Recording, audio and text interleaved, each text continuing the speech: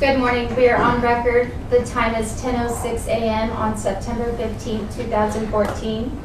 Here begins media number 1 of the deposition of Jeffrey Kelly in the matter of Garlic v. County of Kern. This case is in the United States District Court, Eastern District of California, and the case number is CV13051-01051-LJO-JLT. This deposition is taking place at Chancone Styles in Bakersfield, California, and is being taken on behalf of the plaintiffs. The videographer is Sarah Randall, appearing on behalf of Wood & Randall Certified Shorthand Recorders. Would counsel please identify yourselves and state who you represent, beginning with plaintiffs.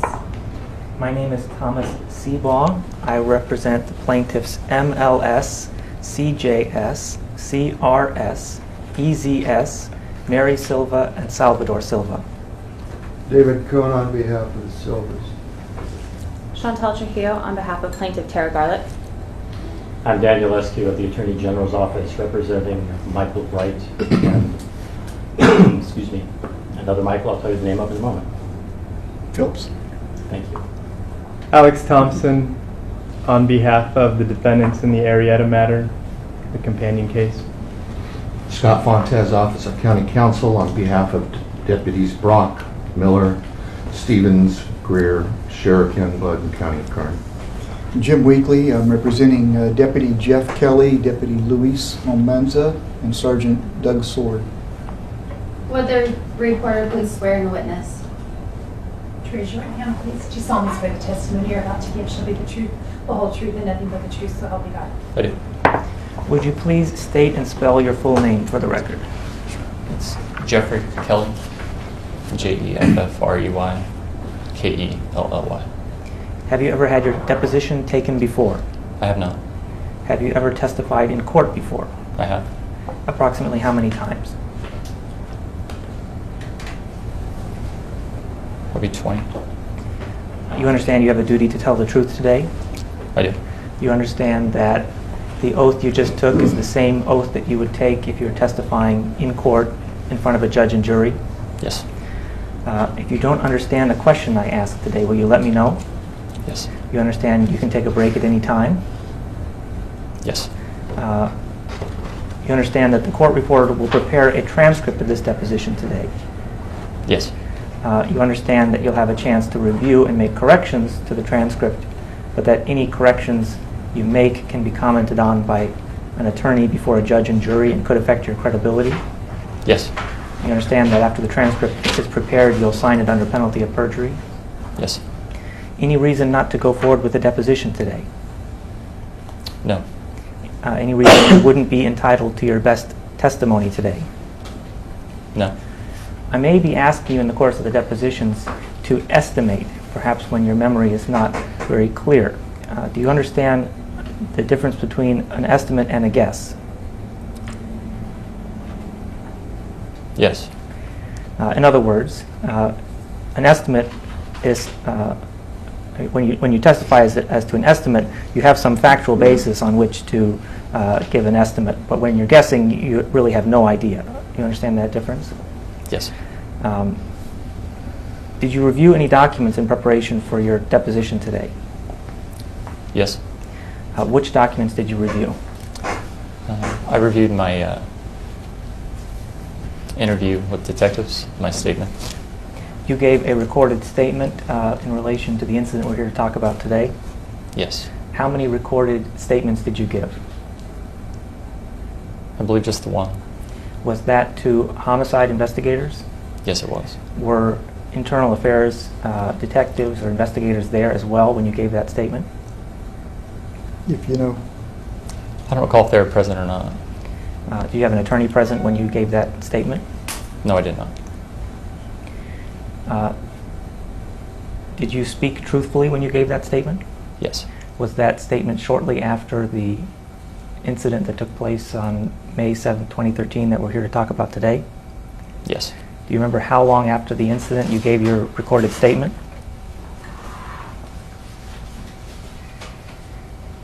I don't. It was several hours, I believe. So it was within 24 hours of the incident, Yes. and your memory of the incident was fresher then than it was now, wasn't it? Yes. When you said you reviewed your statement, did you review it, was it a transcript that was prepared that you reviewed, or did you listen to the audio? It was a transcript. Did you review any other documents other than the transcript of your recorded statements, or your statement, in preparation for the deposition today? No. Did you review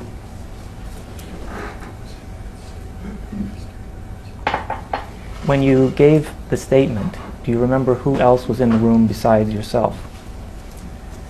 I believe it was Detective Brewer and Detective Kimmel, if my memory serves me right. And so that would have been 3 people in the room? Including me, yes. Do you know if there was an audio recording made of that statement? I believe it was recorded on audio, yes. In other words, was there an audio recording device on the table in front of you when you gave the statement, or somewhere in the room? I believe there was one on the table, yes. Were you at the police station when you gave the statement? At the sheriff's office, yes. Have you ever heard the audio recording of your statement? I have not. Did you review any audio or video in preparation for your deposition today? I did. Let's begin with audio. Did you listen to any audio before your deposition today? No. Did you watch any videos in preparation for your deposition today? I did watch a video, yes. What video did you watch? It was a video of the incident. Can you describe the video for me? It's very dark, grainy. I believe it was from either a surveillance camera that was in the area. Do you recall approximately how long this video was? Was it approximately 7 minutes, would you say? I don't believe I watched from beginning to end. How long were the portions of the video that you watched? I'd say no more than 5 minutes. Your attorney was present when you watched this video? Yes. You recognize yourself in the video? Yes. You recognize Mr. Silva in the video? It's hard. It was really hard to see Mr. Silva in the video. But when you see yourself in the video, is this the same time as you were in contact with Mr. Silva? Yes. Do you recognize anyone else in the video? I recognize Sergeant Sword and Deputy Almanza. In other words, while you're watching the video, you see both of them arrive? Yes. Anyone else? I don't believe I watched the video long enough to see everyone else's arrival.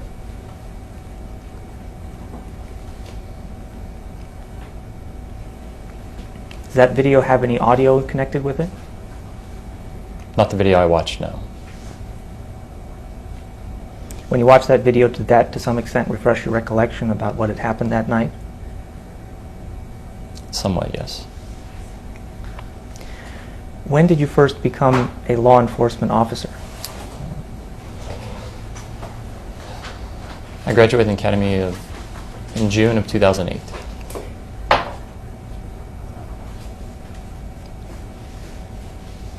What year did you graduate from high school? 1999. What were you doing work-wise between 1999 and June 2008?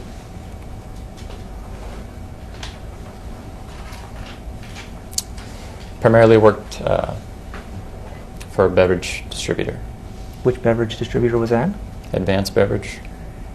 What kind of beverages were you distributing? Anheuser-Busch products. What were your responsibilities as a beverage distributor?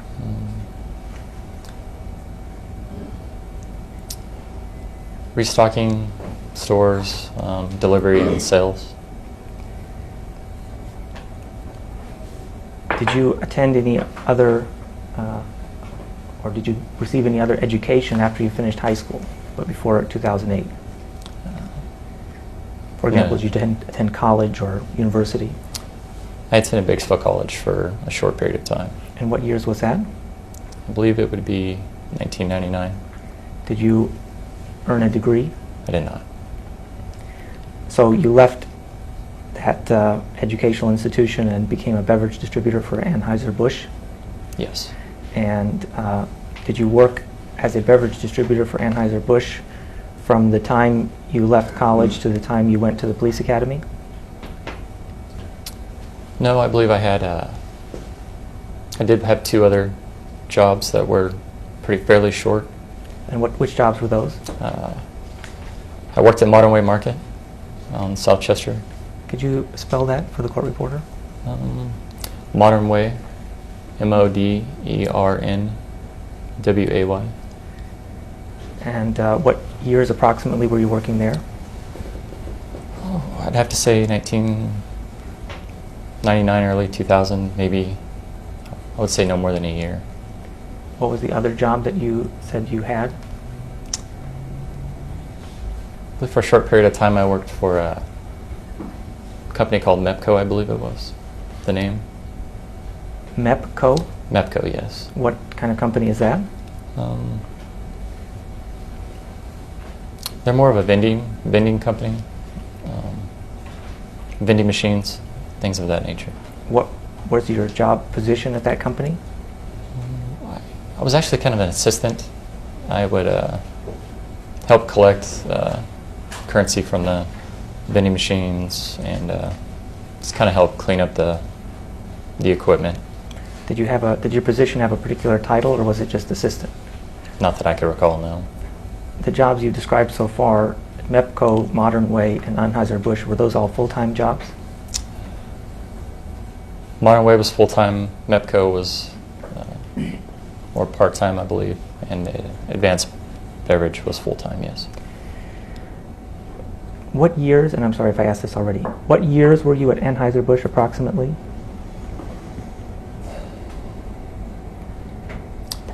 I believe 2001 through 2008.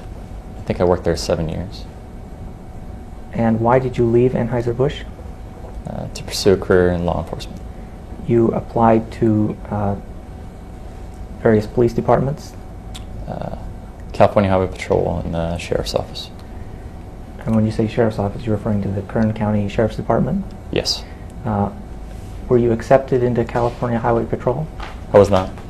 But you were accepted into County Kern Sheriff's Department? Yes. And you attended the police academy? Yes. That would be the Kern County's police academy. Yes. You studied the post materials, is that right? Yes. That would be peace officer standards and training. Correct. How long was the academy? I believe it was 22 weeks. And then after you completed the academy, you had a probationary period, is that right? For a year, yes. What were you doing, or what were your assignments during your probationary period? During my probationary period, I worked in the court facility. I also worked at the downtown central receiving facility. And I was also on field training before my year of probation was up. Did you have a field training officer? I had 3, yes. Do you remember the names of your field training officers? Deputy Ed Holland, Deputy Dave Kessler, and Deputy Jackie Green. And so if you graduated the academy approximately June 2008, your probationary period would have been up in June 2009 or thereabouts? Thereabouts, yes. Could you take me through your assignments from June 2009 to the present?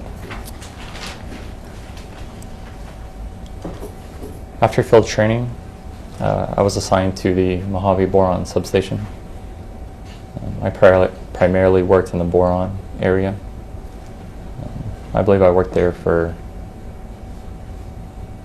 about 2 years, until I would say about 2010. And then after that? After that, I was transferred to Metro Patrol.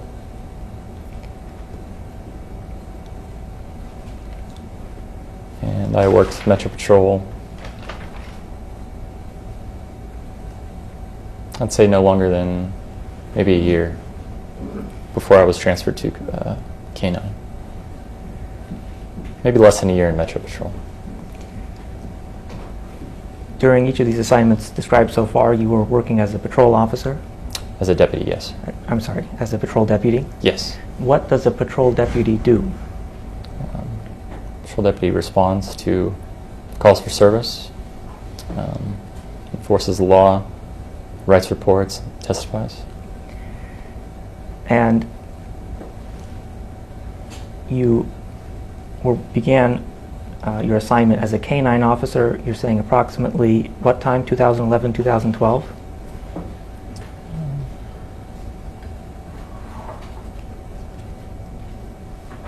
I would say late 2010, 2011.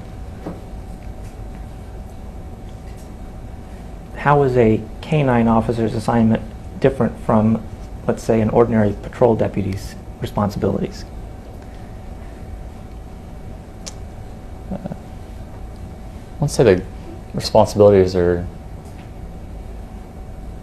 much different. You still respond to calls. You respond as either a primary officer or an officer to back other units on calls. Still testify. The only, I'd say the greater difference would be the civil liability. Obviously, as a K-9 officer, that means that you have a K-9 partner with you who can, as a tool that you can use in carrying out your responsibilities. Is that right? Yes. And your K-9 partner at the time of this incident was named Luke. Is that right? Yes, my partner is Luke. Has Luke been your partner from late 2011 to the present? Yes, he has. Were you involved in training Luke? I was. Does Luke have any particular expertise? For example, does he specialize in sniffing for drugs or finding explosives or being used as a weapon, or can he do all of these things? Luke's trained in both narcotics detection and patrol work. And patrol work would include using the dog as in the sense of using force. Is that right? He's, I would consider him an apprehension tool, yes. Apprehension. So can you take me through some of the training that you've done with Luke to enable him to be an apprehension tool? The school I went to, the Hamler School, I can't think of the name off the top of my head. It was 8 weeks long. We worked both in narcotics detection and patrol work, apprehension. Further, every month we train 20 hours a week per post standards. No, excuse me, 20 hours a week. It's 20 hours a month. I apologize. It's a 10-hour formal training every other Wednesday. And on top of that, we also train nightly with our K-9 partners.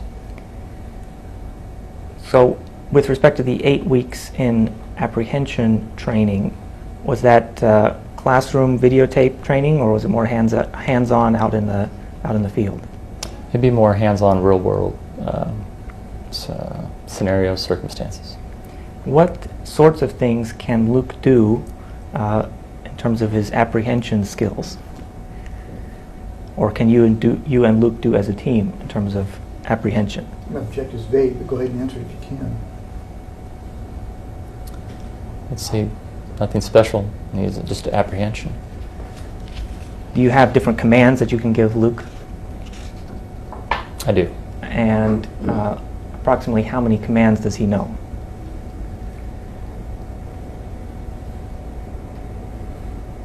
I'd say about 6. Can you list those for me? Sure. It's would you like them in the German or the English? And So in other words, there are different schools of training canines. Is that right? In terms of what languages you can use? I believe, yes, there's different languages used, depending on the trainer and what type of dog. And you use German? Yes. One of the reasons for that is that the dog is less likely to get the command from or misapprehend something he hears out in the field if you use a different language. I wouldn't say that. They're taught they're trained for those words. I don't think that they would, mishear something and do something other than what they were taught. Okay, so what are the 6 words or commands in German that Luke knows? I can think of Platz, and Platz, Bleib, Voran, Suk,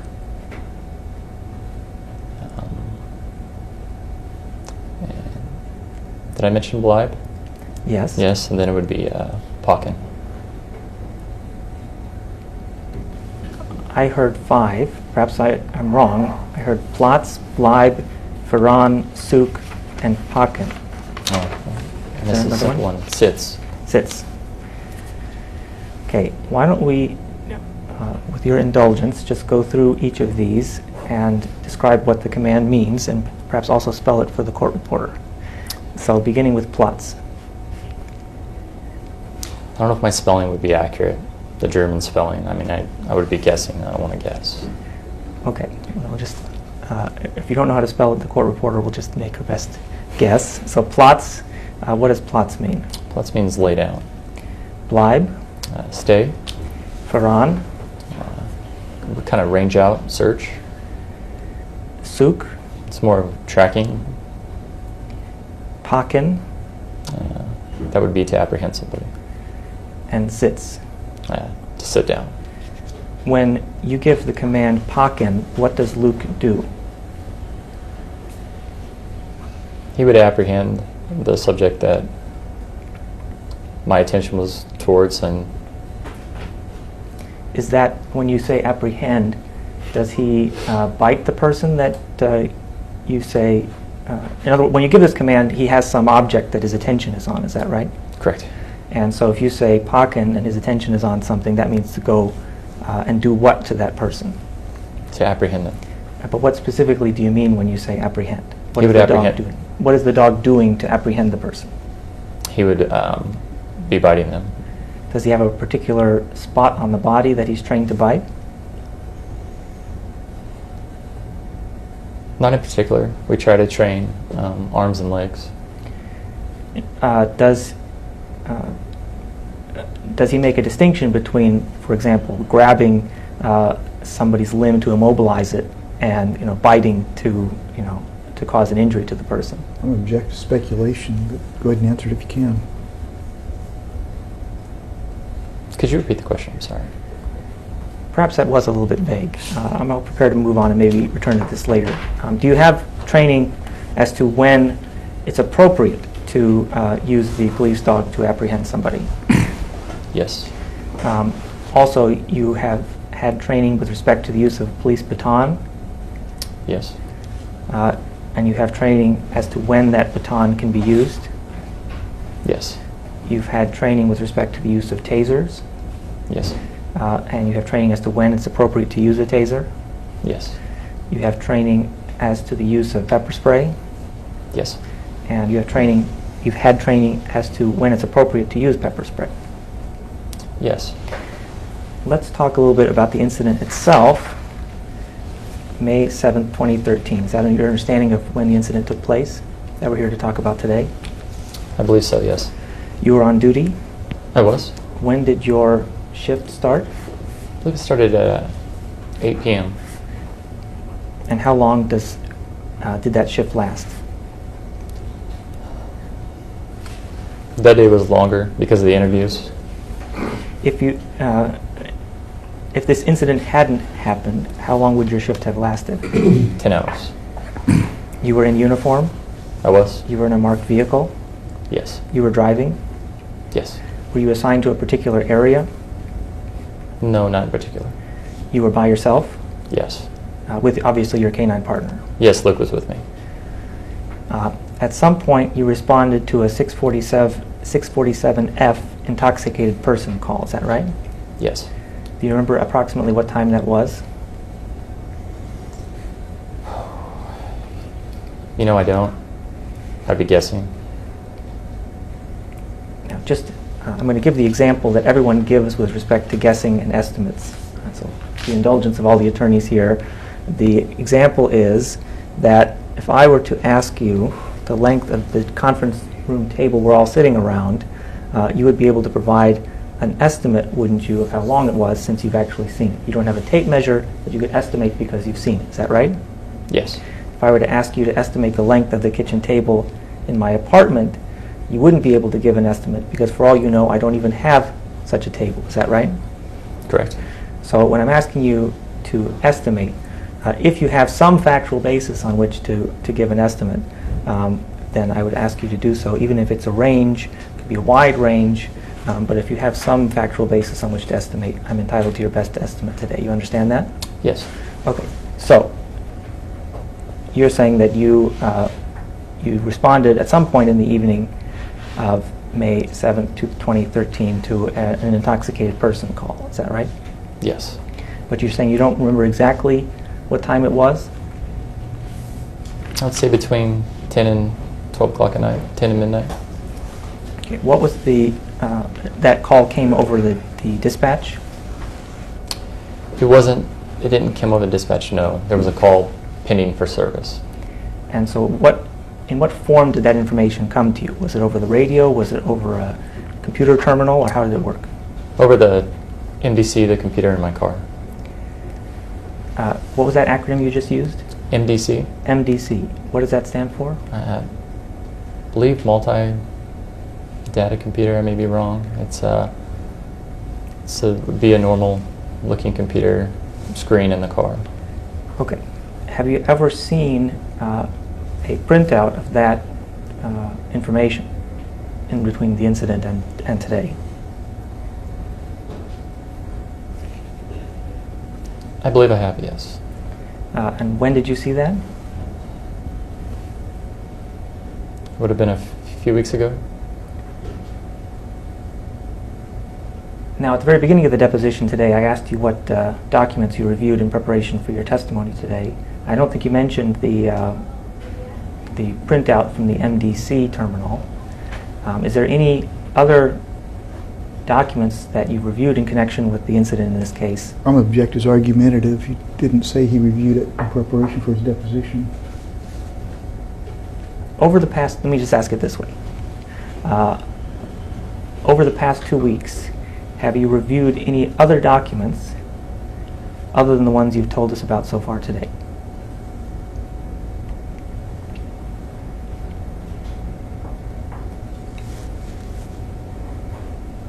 I believe I did see the printout, the iNet viewer, some of that, and then just mainly my interview with detectives, my statement. Okay. So when you received the information that there was a 647F intoxicated person call, that came over the MDC, is that right? Yes. There was some text on the screen that indicated what the nature of the call was? Yes, we're able to pull calls up and see what's pending in what area. So with respect to this call, do you remember specifically what the text was, or maybe to what effect the text was that you saw on the screen? I believe it was a subject, an intoxicated subject at Flower and Palm. I believe the reporting party, the person that called the sheriff's office, was a security guard with KMC. Do you recall whether there was any other information other than what you've told us so far in that MDC entry? Not that I can recall, no. Did you have any information from the MDC that the person was on drugs? Not that I can recall, no. Did you have any information that a crime had been committed? I don't believe so, no. Do you have any information that anybody had been injured? No. Did you have any information as to who the intoxicated person was from the MDC entry? I believe there was a description, but other than, as far as the name or anything like that, no. What was the description?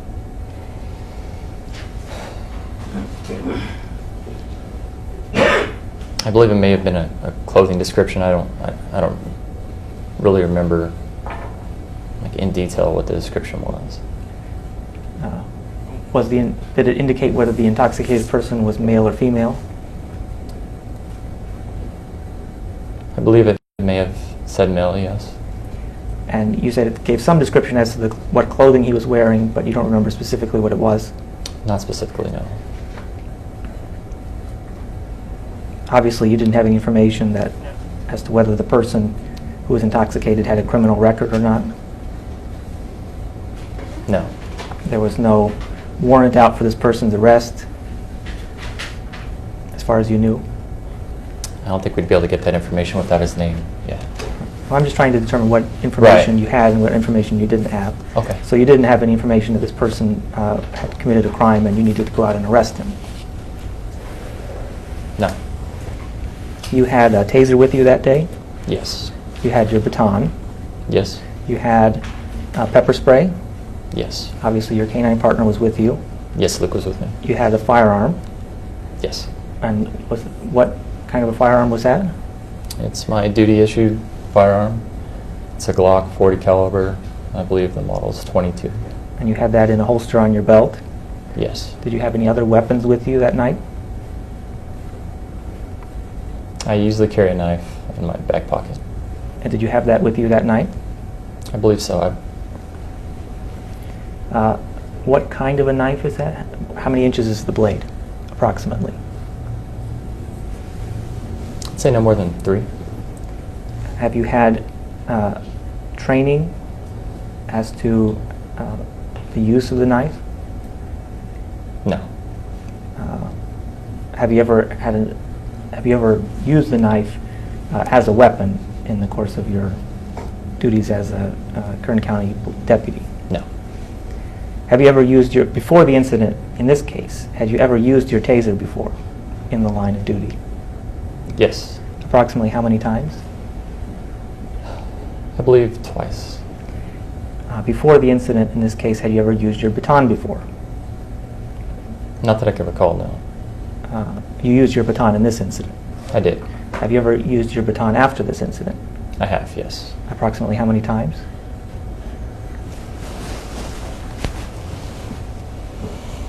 I'd say once. And when I say use your baton, what I mean is use your baton as an impact weapon? Correct. And you've used it once since the incident in this case. Yes. Have you ever, before the incident in this case, had you ever used pepper spray before? Never on a individual or person, no. You just used it in the course of training? Training, yes. Did you ever use it in the field outside of training? Just for dogs.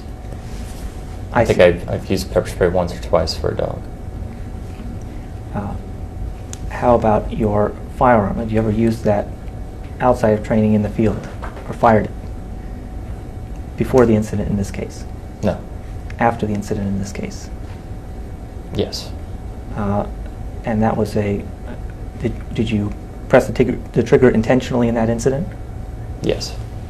Do you know if the person, were you aiming at somebody in particular when you pressed the trigger?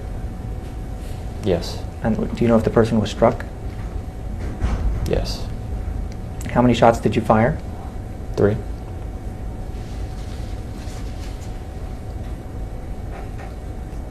After you received the 647F intoxicated person call, you went directly to the intersection of Flower and Palm. Yes. That's Flower Street and Palm Drive. I believe so, yes. And it took you less than a minute to arrive, didn't it?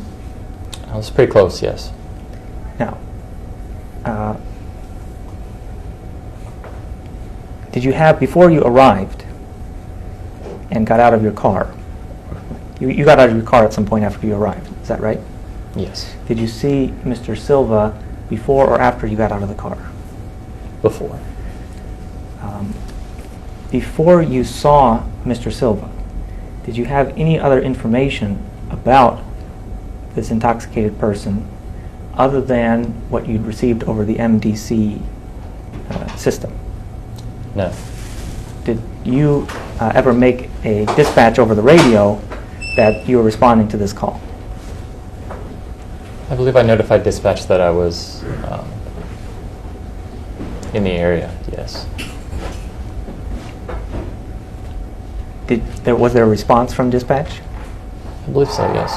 Have you ever listened to a dispatch tape of your dispatches and the responses? I have not heard that tape, no. But as far as you remember, all you said was that you were going to go out and respond to this call, and there was some acknowledgement that came back. Correct. Did you receive over the dispatch tape any additional information about this intoxicated person that you were about to make contact with? Not that I can remember now. So other than what you've told me so far, you didn't have any additional information about Mr. Silva before you actually saw him on the night of May 7th? Correct.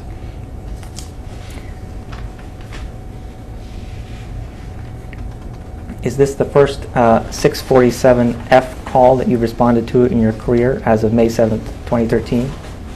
No. You've been on previous calls? Yes. Do you recall approximately how many? I don't. What would it be more than 10? I would say so, yes. More than 20? Probably yes. Less than 50?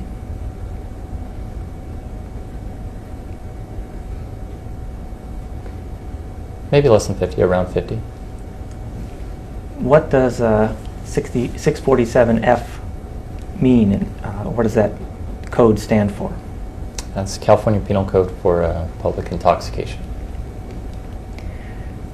So when you were responding to this call, what were you intending to do when you made contact with a person who was the subject of the call? Check the subject's welfare. So you're trained, aren't you, that as a sheriff's deputy, occasionally in the course of your duties, you'll come across people who are in need of medical assistance? Correct. And you're trained that you should either render or summon aid to these people when you encounter them? If I'm able to, yes. So one of the things you were going to do on May 7, 2013 is determine whether Mr. Silva was in need of any medical attention. Correct. And if you determined that he was in need of medical attention, you were planning to summon aid for him, is that right? Yes.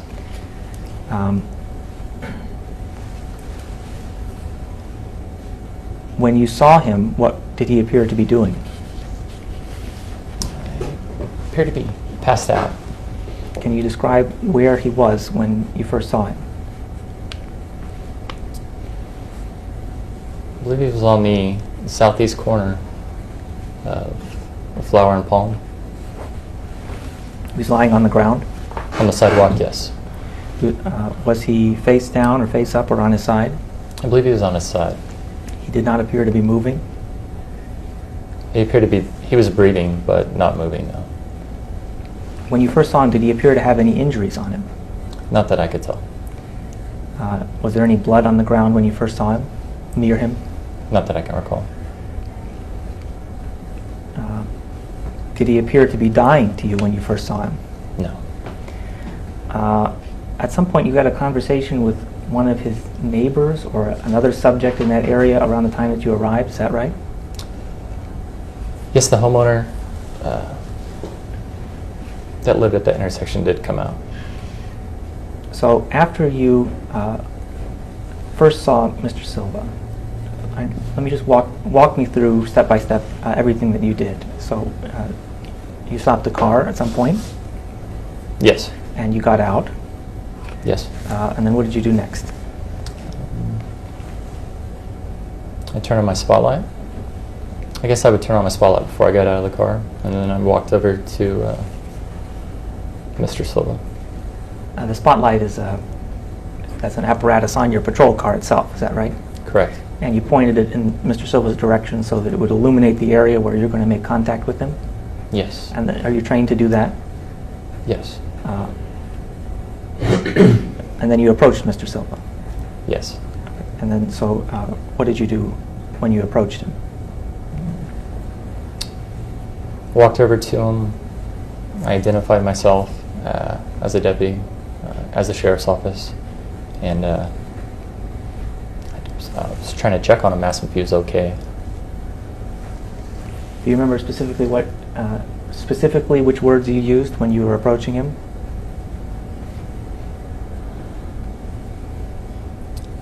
Not specifically. It would have been something to the effect of, Sheriff's Office, are you okay? Did he respond? No. Was this before or after you had the conversation with the homeowner? I believe it would have been before. So after you say Sheriff's Office and ask him if he's okay, and he doesn't respond, what do you do next? I kept trying to wake him up, check on him, see if I can get a response for him, see if there's anything I can help him with. You performed a sternum rub on him at some point, is that right? At some point, yes. So when you say you were trying to wake him up or ascertain if he was okay, were you physically touching him? Yes, I believe I grabbed him, maybe tried to move him, wake him up, get his attention. And did he respond to that? He had started to come to several times. He opened his eyes a few times, but I never got a response from him. When you say you never got a response, he never actually spoke any words in response to what you were doing? He spoke words, but it was nothing I could understand. I was never able to make out anything he was telling me. Do you think he might have been speaking another language, or was he, or was it just unintelligible, the words that he was saying? I'll say it was more unintelligible.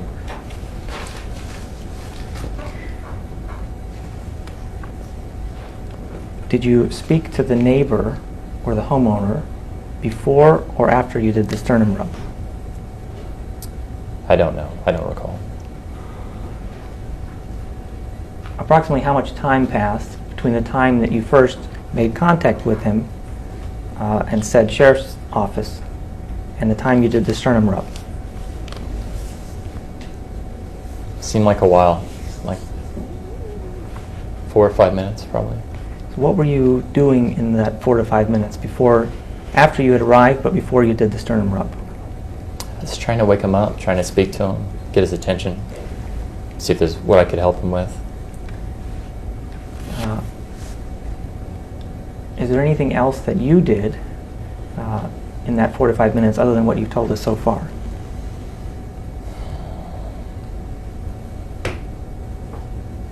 Not that I can think of, no. Was there anything that he did during that 4 to 5 minutes other than what you've told us so far?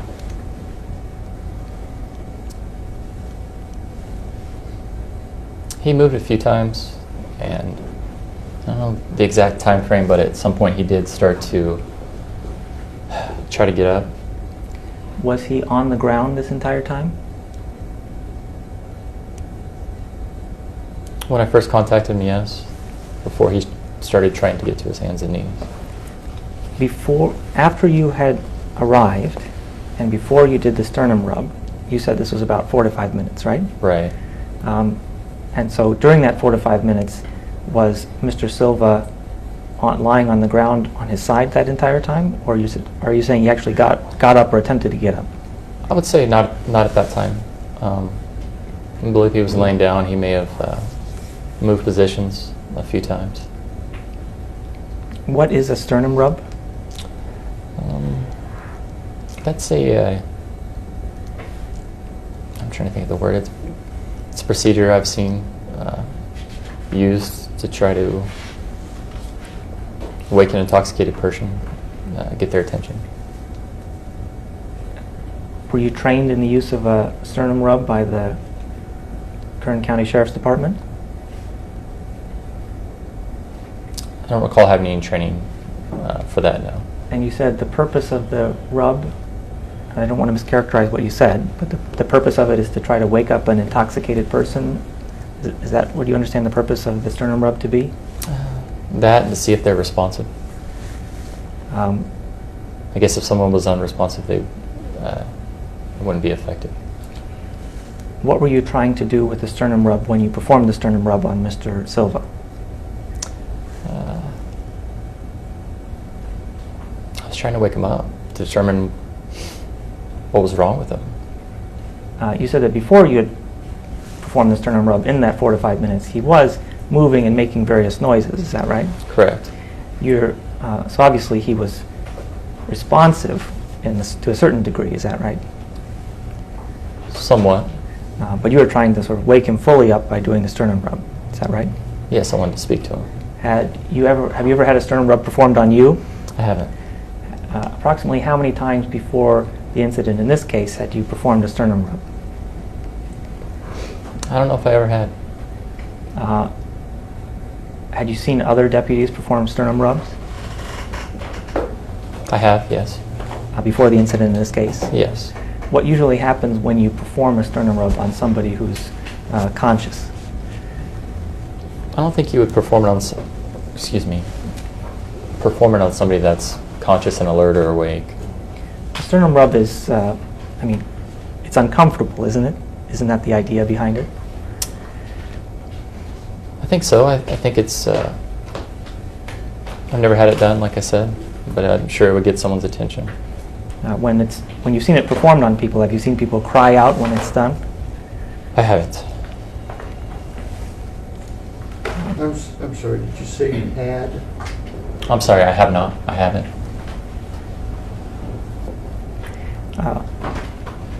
Did you have your conversation with the homeowner during the 4 to 5 minutes before you performed the sternum rub? I believe the homeowner came out. I don't know if we had a conversation.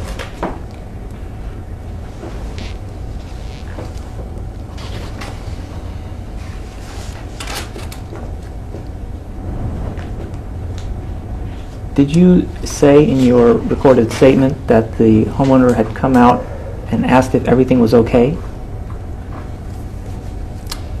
Yes. What I mean by conversations, I didn't speak to him for a long period of time. I believe he asked me a question and I explained to him that the subject was passed out and I was trying to wake him up. Okay, so that was basically the substance of your exchange, if not conversation, with the homeowner. Is that right? Correct. The homeowner asks if everything's okay, and you said this person is passed out. And then the homeowner went back inside the residence. Is that right? Yes. And you're saying this happened before the sternum rub? I believe so. When you watched the surveillance video that we talked about earlier, can you identify the point on the tape when you performed the sternum rub? I can't. I believe the footage that I have viewed was after that had taken place.